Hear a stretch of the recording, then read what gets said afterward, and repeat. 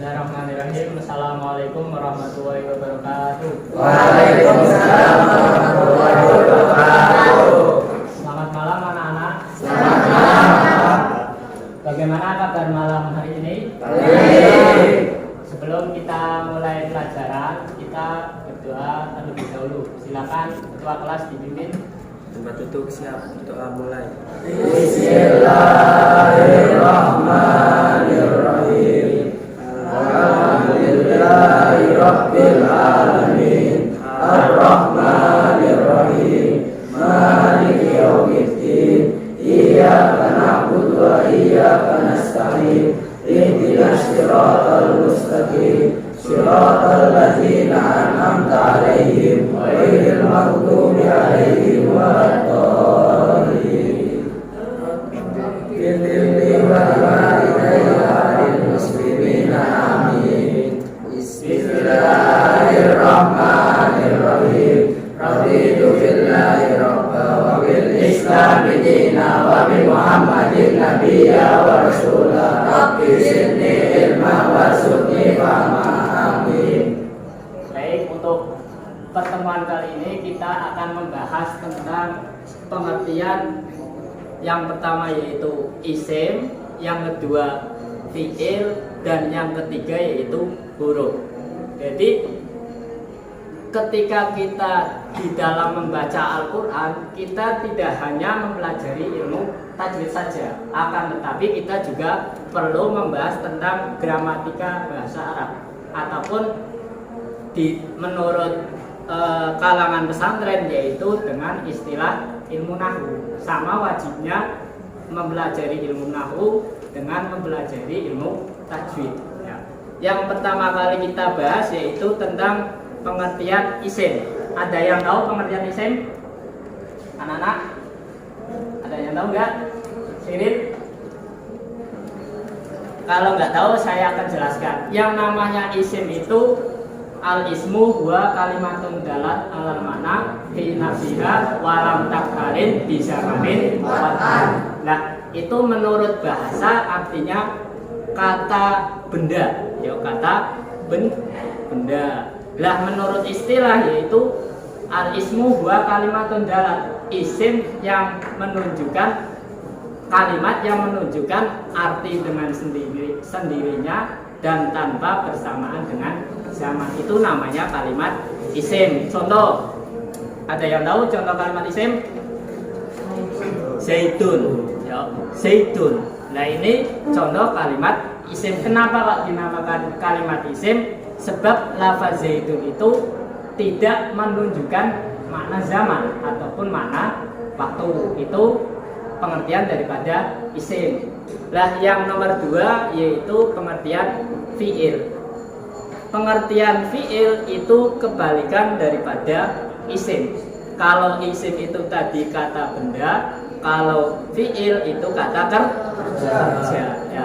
Lah di dalam ilmu nahwu pengertiannya sama. Al-ismu huwa kalimatun dalat alal makna fi nafsiha waqtaronat bizamanin watan. Nah, di dalam kalimat fi'il itu sendiri pembagiannya ada tiga. Waktu yang sudah lewat, ya sudah lama atau sudah lewat, dinamakan fi'il apa? Madi. Yang kedua, waktu yang sedang terjadi, dinamakan terjadi atau akan terjadi, atau dinamakan dengan fi'il mudhari'. Lah yang terakhir yaitu yang menunjukkan makna perintah. Ya. Contohnya apa? Itu namanya fi'il amar. Contohnya idrib. Ya, idrib Irfan. Ya, pukulah Irfan. Ya, idrib mukula sapa sira Irfan Irfan ataupun yang lain, boleh nama seseorang. Lah untuk contoh yang fi'il madi, contohnya yaitu apa? Kita yang tahu doroba, ya. Doroba maknanya sudah memukul. Ini berarti menunjukkan makna waktu yang sudah lewat ataupun sudah terjadi. Itu kalimat fi'il yang berupa fi'il madi. Yang kedua yaitu fi'il mudhari. Contohnya yazidu ya.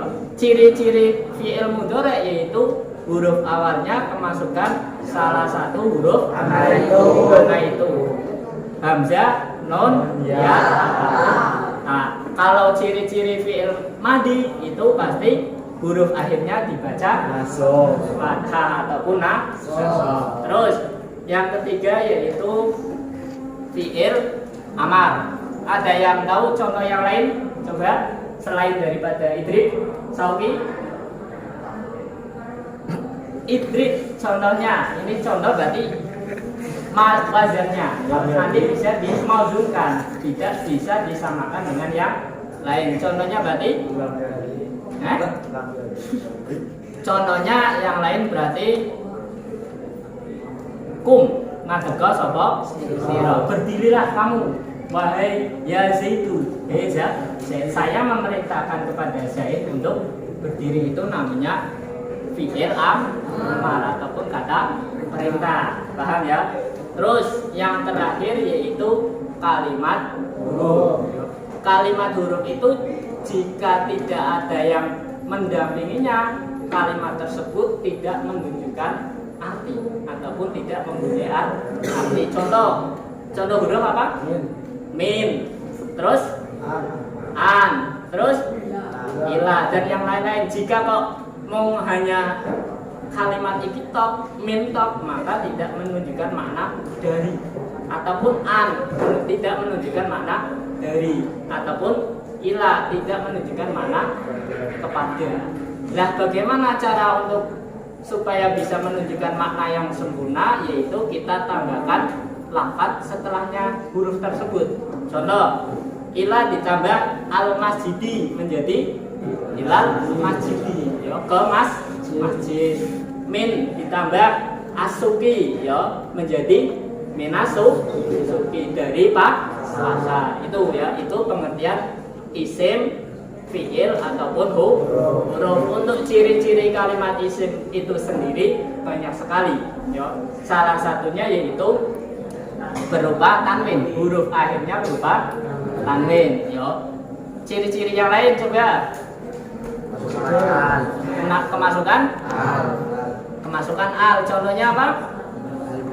Al masjidu. Ini dinamakan kalimat apa? Isim, sebab kemasukan al. Bagus. Ciri-ciri yang lain selain kemasukan huruf j. Contoh, ayo. Ilal masjidi, sama ada ini dinamakan lafaz ini dinamakan kalimat isim, atau supaya kita lebih bisa memaham lagi bisa diartikan dengan kata benda. Kata isim itu kata benda, fi'il itu kata kerja itu bisa waktu yang sudah lampau ataupun waktu yang sedang terjadi atau yang akan terjadi ataupun yang menunjukkan kata perintah. Itu namanya kalimat fi'il. Nama lainnya yaitu fi'il madhi, fi'il mudhari, dan yang terakhir fi'il amar. Yang terakhir yaitu berupa kalimat huruf. Tadi sudah dijelaskan. Ketika kok tidak kemasukan ciri-ciri kalimat fi'il ataupun kalimat isim, maka ya dinamakan kalimat huruf. Paham ya?